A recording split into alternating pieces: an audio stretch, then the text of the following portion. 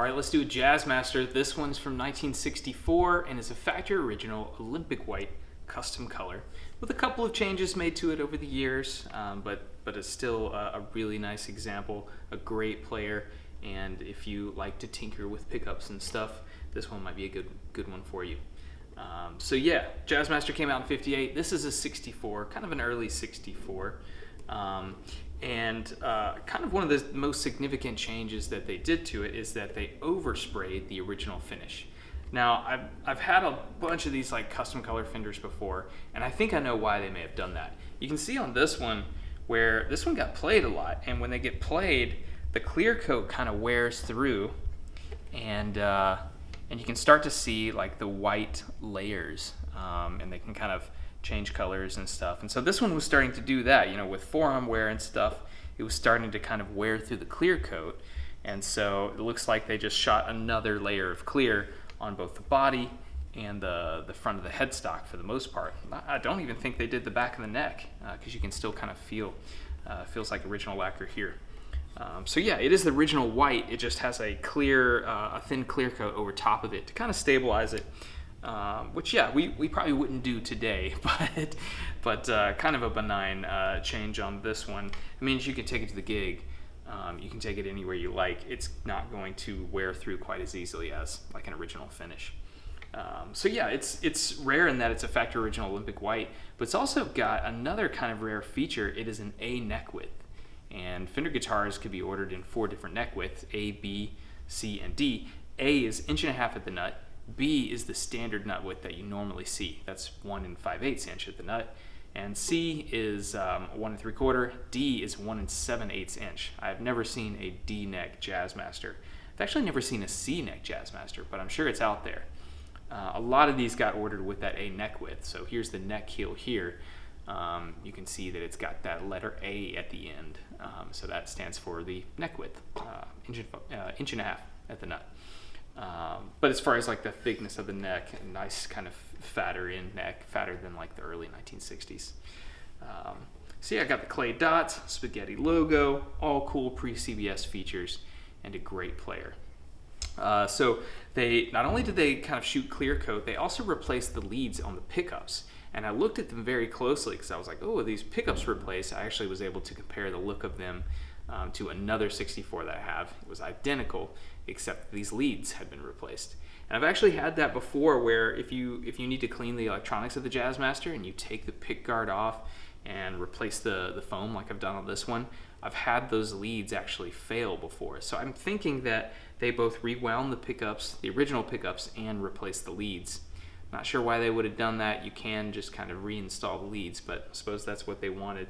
So anyway, yeah, if you like to like experiment with pickups and stuff, this would be a good example to do that on. You don't have to go breaking like original solder. So they sound great. They're wound properly like a Jazzmaster pickup. They read properly like a Jazzmaster pickup, and they are the original magnets and bobbins, just not the original coil on the pickup. So yeah, it's got good fret height, straight neck, great setup. I've replaced the foam underneath the pickups here, so you have proper height, and you can adjust it up and down if you want to get that kind of perfect tone. One cool thing about the Jazzmaster is that they are reverse round, reverse polarity pickups. So you've probably heard that before, and it basically makes them humbucking when they're both on. So you're going to get hum in the bridge position and the neck, but in the middle position, that's going to buck that hum because the magnets are reversed, but also the start and the finish of the coil is reversed to kind of bring it back in phase. So they're in phase, but it's reverse round, reverse polarity. So it's going to buck the hum in the middle position. Also, you've got, just like every other Jazzmaster, the rhythm and treble switch. So you've got the kind of preset rhythm circuit is what this does. So if you have this switch down, you get your basic setup, 2 pickups, pickup selector, volume, and tone. But if you got this switch up, then you're using the preset rhythm selection. And it's only the neck pickup.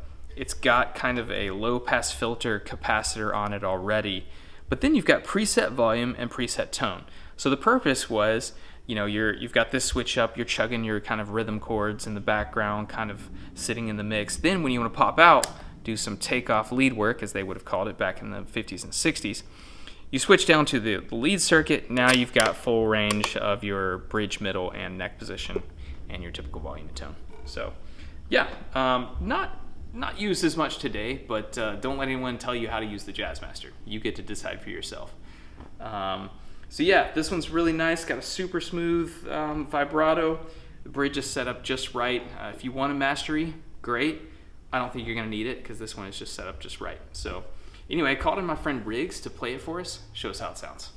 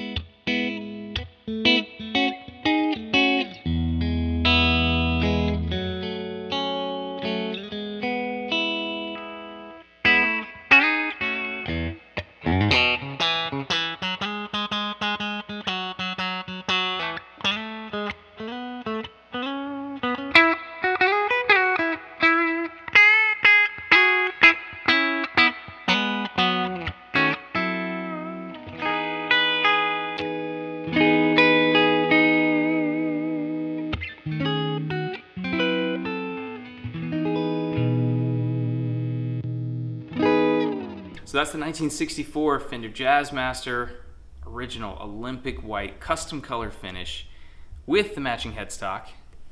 Yeah, there it is. Spaghetti logo, all pre-CBS features, clay dots. Yeah, this one is just listed today as of the posting of this video. There's going to be a link down below in the description if you want to take a look at that listing.